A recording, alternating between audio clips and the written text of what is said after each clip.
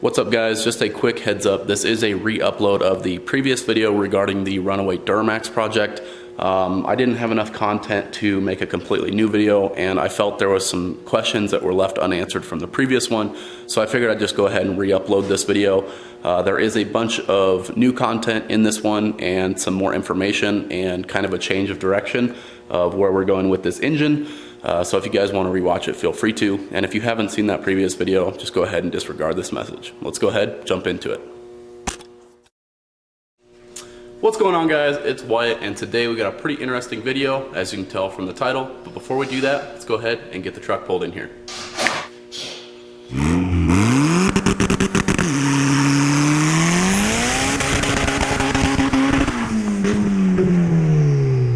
So the project we're working on today is a 2003 Chevy Silverado 2500. It has an LB7 Duramax and it's a crew cab short bed pickup.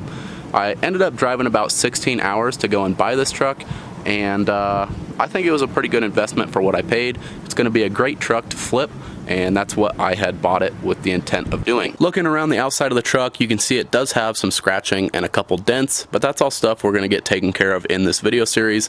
Today though, we're going to be looking at how the truck got into the state that it's in, why the engine is already pretty much torn apart, and what it's going to take to get this thing back up running and driving like it should. So I ended up meeting the previous owner of this truck through a business deal. He had reached out to me in need of a new turbocharger because the factory turbo on this truck ended up grenading itself, sending shrapnel and oil everywhere.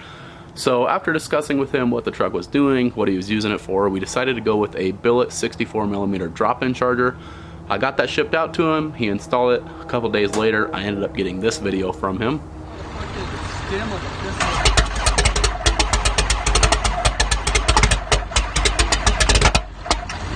I ended up reaching out to the previous owner and getting some more info on the truck and its so-called runaway situation. And according to him, when the turbo had its catastrophic failure, he was only a little ways away from home. So he just went ahead and drove the truck home, said he didn't notice any low oil warning or pressure or oil level warning. So he didn't think there'd be any issue with it. He went ahead and installed the new turbocharger, put fresh oil in the truck, and went ahead and started it. Apparently it ran just fine while he was letting it warm up. And then he went to rev it up a little bit, and that's when it kind of had its runaway. But what ended up happening, according to him again, is the truck only ran up to about 4,000 RPM for less than a half a second, he claims. A couple days later, I got a few more messages and a couple pictures from the guy. It turns out when this truck ran away, it did quite a bit of damage to the engine. I got pictures of bent push rods, and it just wasn't looking pretty. So after that, he asked if I had any parts to fix it. I did, of course. I had a bunch of push rods laying around, a couple rocker assemblies. So I sold them to him, got them shipped out there, and I didn't hear anything on the truck for a couple months. And then out of the blue, I saw that the truck was posted up for sale. It was still not running and still torn apart. So I got a hold of the guy again. He was asking way too much for it at the time, so I ended up talking him down quite a bit, and we came to a good conclusion.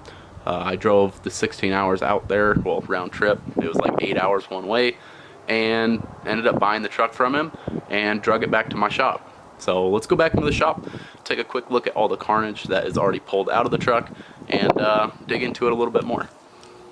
So as you can see here, this is the push rods that came out of the engine in this truck. I have a straight one here on the left side for reference, and as you can tell, we have about half of these are bent and the other half are straight. So I'm going to assume that one side was maybe worse than the other, or the engine shut off before it could bend the rest. Who knows? I don't have a clue what happened. But you can see there's definitely some damage incurred here. So we're going to start digging into this thing and really get a good look at what the heck happened. So I guess the next step is to get the cab pulled off the truck, and I'm going to pull the cylinder heads off just so we can take a quick look at the pistons. I want to do head gaskets and new head studs on this truck anyways. That'll be a really good selling point once it's all back together. So I'm going to set up a little time lapse. It won't be anything fancy, just pulling the cab and getting the engine completely disassembled. So if you guys want to skip that, I will put the little fast forward time right here. So if you don't want to watch the whole time lapse, you can just skip forward to that time. But let's go ahead, jump into it. So I did intend to put a time lapse in at this point in the video, but I ended up setting the GoPro way too close to a fluorescent light in the shop, and it made the video turn out like crap. So I decided to cut the whole thing from this video, and here's a little example of why. And as you can see from the video, there's just a ton of lines going up and down it, and that's from the fluorescent bulb. I don't know, doing weird shit with the GoPro. So that's why I'm not including it. I don't really care. It is what it is. So sorry about that, and back to the video. Well guys, we are kicking ass getting this engine torn apart, but I wanted to take a minute to share a couple little things with you. So this turbocharger here is the one that we had sold the previous owner when his grenaded, and this is our billet 64mm drop-in turbocharger. Great product. We have tons of different variations and offer them for your LB7 all the way up to your LML Duramax and soon L5P trucks.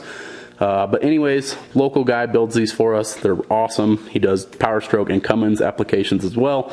So awesome to have him on board. If you guys are interested in a turbo and are local or need something serviced or whatnot, feel free to get a hold of me. We can get you set up with that. Shameless plug, don't even care. The second thing I wanted to show you guys is we got the Y bridge off of the engine, and chilling down here in the right intake manifold, there is a puddle of oil, and it's also the same over here on the left side of the intake manifold. So this thing was definitely running on its own engine oil for however long it ran until it shut off, and we're going to figure out why it shut off here in just a minute. So back to getting these heads off it. Well, I've got everything off of the cylinder heads. I've got them unbolted from the block, and all that's left to do is get them pulled off. I'm really hoping that the pistons and valves are in good shape. I really don't know what to expect, but I'm praying and hoping for the best. So let's go ahead, get these things off and see what kind of damage we got.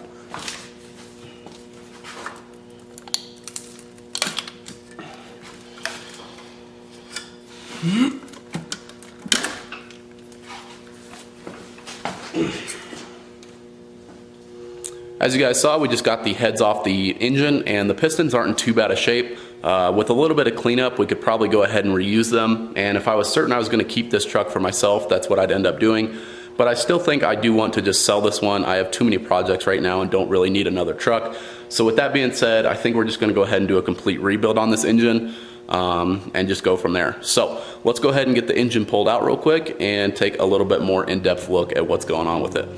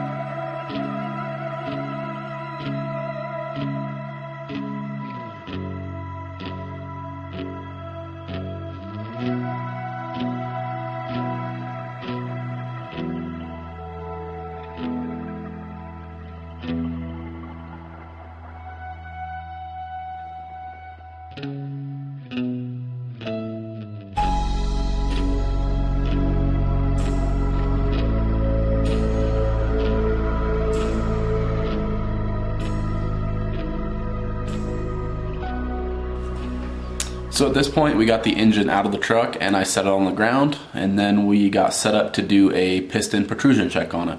So the reason we're measuring piston protrusion is to verify that there is no abnormalities in the stroke of any given cylinder. We'll do this again once we have all of our new parts installed, which I'll get into a little bit later.